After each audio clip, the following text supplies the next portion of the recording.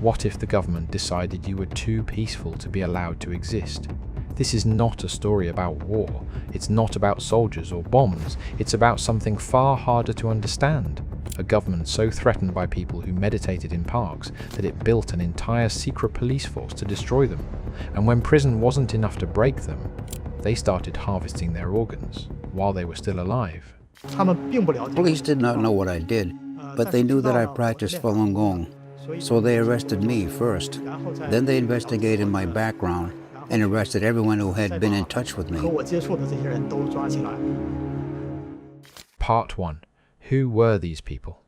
Before we talk about what happened to them, you need to understand who they were, because the Chinese government wanted you to think they were dangerous. They were not. Falun Dafa, also called Falun Gong, is a spiritual practice rooted in ancient Chinese tradition. 5 gentle exercises, a seated meditation, and 3 guiding principles: truthfulness, compassion, tolerance. That's it. No dues, no membership, no political agenda. You showed up in the park before sunrise, moved your body, and tried to be a better person. People who practiced reported profound changes. Chronic illnesses disappeared, stress dissolved, relationships healed. It spread not through advertising but through word of mouth. The oldest force in the world, one person telling another, "This changed my life." By 1999, an estimated 70 to 100 million people in China were practicing Falun Gong. That number, right there, is what started everything. Part 2, the state that once applauded them. Here's what almost no one knows. In the beginning, the Chinese state didn't just tolerate Falun Gong, it celebrated it. In September 1992, the government officially recognized Falun Gong. The following year, a ministry under the Department of Public Security formally thanked founder Li Hongji for treating around 100 injured police officers and praised the results as outstanding. State media lauded the practice for reducing healthcare costs and increasing social stability. The practice won awards at State Health Expo. So what changed? What turned the nationally celebrated meditation practice into, in the regime's own words, an evil cult that had to be annihilated? One man, one decision, one date. Part 3. The man who decided to destroy them. His name was Jiang Zemin, General Secretary of the Chinese Communist Party. And by the late 1990s, he had a problem. 70 to 100 million people practicing Falun Gong. The Communist Party had fewer members. Think about that. A peaceful spiritual movement had more followers inside China than the most powerful political apparatus on earth. But it wasn't just the numbers. The Communist Party is built on a philosophy of struggle, the idea that society advances through conflict. Falun Gong taught the opposite: truthfulness, compassion, tolerance. As Jiang Zemin reportedly said himself, these principles had nothing to do with Marxist ideology, and there was something else. Falun Gong was deeply, unmistakably Chinese, rooted in a civilization that existed thousands of years before the Communist Party. For a regime that had spent decades erasing that history, that was intolerable. On July 10th, 1999, Jiang Zemin issued the order: destroy Falun Gong completely. The People's Daily reports that Falun Gong is an evil cult. Falun Dafa is an illegal organization and the decision is to outlaw it. Part 4. China's secret Gestapo, the 610 office. To carry out his campaign, Jiang Zemin created something that should stop you cold.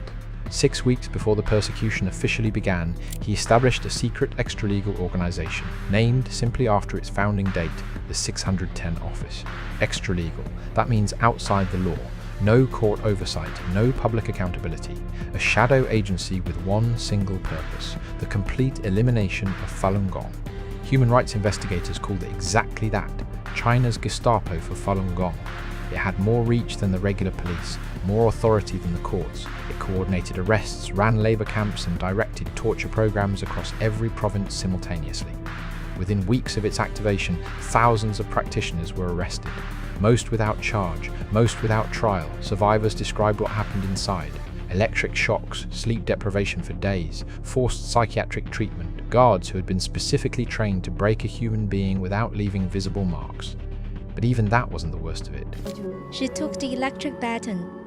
When she was beating me, it felt like it was directly piercing through my heart. It was like my entire body started convulsing, like it was going to fall apart. Part 5.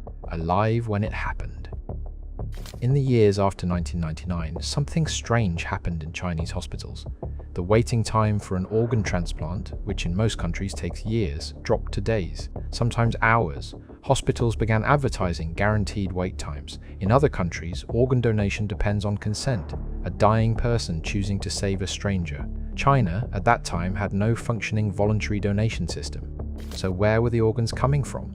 Former prisoners reported that Falun Gong detainees were subjected to blood tests, x-rays and organ ultrasounds, tests that other prisoners never received. The China Tribunal, an independent panel of lawyers and medical experts convened in London, concluded that forced organ harvesting from prisoners of conscience had been carried out on a substantial scale in China, and that Falun Gong practitioners were the primary source. Their estimate, upwards of 60,000 Falun Gong practitioners killed per year for their organs at the peak of the persecution. Killed, not after death.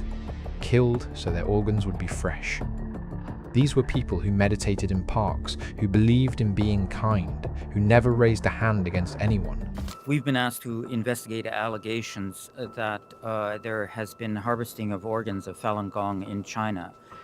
Our bottom line conclusion, after considering everything as best we could, was that the allegations are true. We estimate that in the period between 2000 and 2005, there are 41,500 transplants which have no other explained source.